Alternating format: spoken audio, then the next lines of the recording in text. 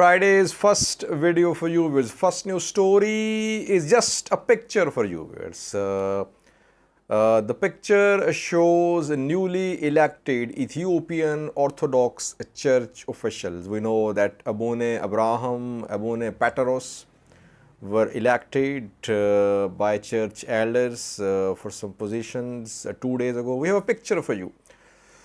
Second news story is about an interview of Lagasse Tolo, Ethiopian communication minister. He was interviewed by a Fana TV journalist, and the journalist asked a question about the imprisoned journalists. We know that more than a dozen, around 20 have been arrested by government forces in the past few days. His reply, Lagasse Tolo's reply was very shocking. What did he say? Third news story is about Horn of Africa Peace Conference. China is due to hold this conference in Addis Ababa. Date has been announced. We know that China appointed a special envoy for the Horn of Africa this year. The envoy has been meeting with leaders in Eritrea, Ethiopia, Kenya, Somalia. And now China wants to lead this conference in Addis Ababa. And we know that 2 days ago, US announced the appointment of new envoy to the Horn of Africa. The Horn of Africa, world powers have their eyes on this region. And lastly, viewers, we have a new story about Eritrean ambassador to China. His name is Sege Tesfacion. And in China, like in other countries, Eritrean Independence Day was celebrated. Some programs were held there. And Sege Tesfacion, in a program, delivered a speech. And we want to share the contents of his speech. He is a seasoned diplomat. And he is a staunch supporter of Isaias Afwerki government. Of course, he's a diplomat. He represents Eritrea there in China. But in his speech, he said a few things which might not go well with Eritrean government. What did he say? Firstly, viewers, first news story is about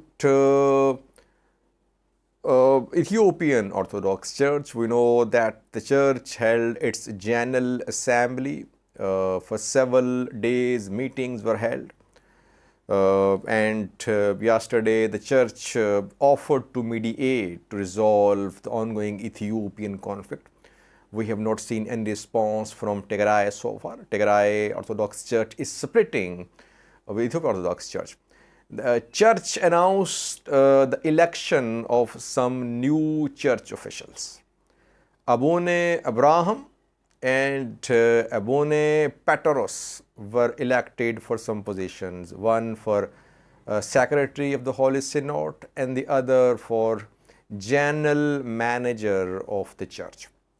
Now, the two elected church officials, how did they thank the church, the patriarch? How did they receive prayers from the church body, from the church patriarch? We have a picture for you.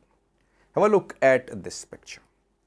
The picture shows newly elected Abune Abraham and Abune Petros. After their election for the new positions, they are thanking the church patriarch and they are receiving prayers, I think, from the church patriarch. I don't know, is this part of Ethiopian Orthodox Church tradition that is how newly elected church officials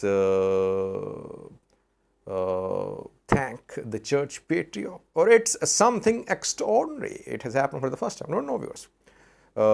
Is it an extraordinary display of humility by these two newly elected church officials, or is it part of church tradition that this is how the church officials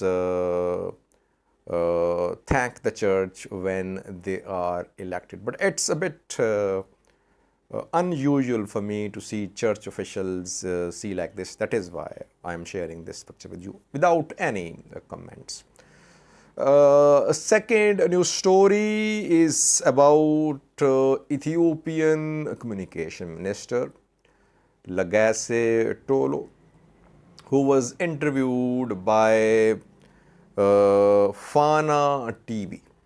Daud Masfin interviewed him, and he asked several questions.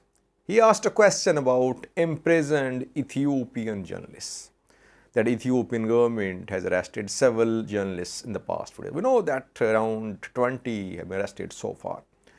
Most of them are in prison. Just Sabuntu Ahmed was released. Others are mostly in prison. And most of them who were arrested, they were critical of Ethiopian government, Amhara regional government. They were critical of the ongoing operation against Fano, against activists in the Amhara region. And we have big names like Damascus Dasale, editor of Fithi magazine. What was Lagasse Tolo's response to the question of the journalist? He said, arrested people are not journalists, they are activists. So activists have been arrested, not journalists. So he is denying that any journalist has been arrested. He is leveling allegations against these journalists that they are not journalists, they are activists, they tell lies, they are working for a particular cause, they are not working impartially. Now, this is government position. It means that government is not treating them as journalists. So they won't have any rights which journalists have according to Ethiopian law. According to Ethiopian media law, journalists have some protection. But government says these are not journalists, and that is why we are taking action against them. Now, question was, what about pro-Ethiopian government journalists? Have you seen them? Have you heard them? Have you read what they write? Are they not activists? If you start labeling journalists as activists, then all journalists in Ethiopia will be labeled as activists. Yes, I agree, it's hard to find impartial journalists in Ethiopia, but if you start labeling all journalists as activists, then pro-government journalists are also activists. Then no one is a journalist in Ethiopia. So that is why I think it's exaggeration on the part of communication minister to label all journalists as activists.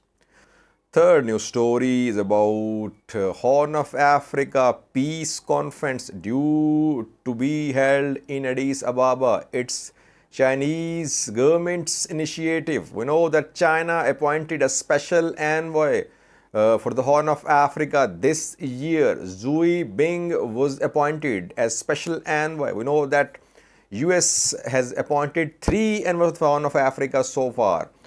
Jeffrey Feltman, then David Satterfield, and now Mike Hammer. Russia has its presence as well in this region because the region is very strategic. It has natural resources. It's close to one of the busiest shipping routes of the world. So that is why global powers, they want to have their presence in this region. Now China wants to organize, it wants to hold a summit, Horn of Africa Summit.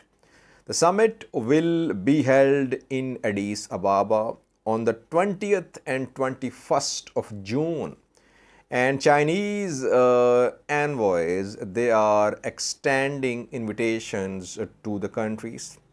Like Chinese envoy to Sudan yesterday extended the invitation to Sudanese Foreign Ministry. Horn of Africa countries will be attending this summit. African Union will be invited. IGAD, a regional alliance, regional body. Its executive secretary will also be invited. Which countries will attend this conference? That remains to be seen. Chinese officials say that the purpose of organizing this summit is to promote peace, stability, good governance in this region. So it's clear that China, Russia, US, they want to have their influence in the Horn of Africa. That is why they have appointed special envoys, and now China is taking this initiative of holding a peace summit in Ethiopia on the 20th and 21st of June this month. Lastly, we have a new story about Eritrean ambassador to China who spoke at a ceremony organized to celebrate Eritrean Independence Day last month. His remarks are being seen as an indication that he could abandon the government, his position as ambassador, and his remarks will not be well received in Eritrea. What did he say? Who is he? Name of the person is Sergei Tesfasyan. Sergei Tesfasyan is a seasoned Eritrean diplomat. He's worked as ambassador in Sweden, Australia, and China, other countries of the world as well. And he is a staunch supporter of Isaias Afwerki Eritrean government, its policies. Obviously, he's a diplomat. He represents Eritrea. And if you remember, in 21, Eritrean government launched a crackdown on politicians, journalists, activists who were calling for democratic reforms in Eritrea. So several were put in prison, and most are still in prison. And back then, Sergei Tesfasyan backed that move. He was in support of crackdown on those persons. 24th of May was Eritrean Independence Day, and ceremonies were held, programs were held in different countries of the world with participation of Eritrean diplomats and Eritrean diaspora community. And in China as well, a program was organized, and Sergei Tesfasyan delivered a speech at this program. What did he say, viewers? He was not very optimistic about Eritrean economy. He said that Eritrean economy was declining. He did not sound very optimistic about economic conditions in Eritrea. He spoke as if he was in a hopeless condition, that there was no solution to problems in Eritrea. And the participants, they were surprised that the person who represents Eritrea in China, he is not very optimistic about the country, Eritrea. Are there some problems, some disagreements between the diplomat, the envoy, and the Eritrean government? What we have learned is that Sergei Tesfasyan might abandon his position. His son is based in Sweden, and Sergei Tesfasyan might not return to Eritrea. That is what we have learned. Otherwise, you don't see Eritrean ambassadors or any country's ambassadors speak in such a critical manner against their own governments. That's a bit surprising. What we have learned is that he could abandon his position. He might not return to Eritrea. Let's see. I'll update you. Thanks for watching.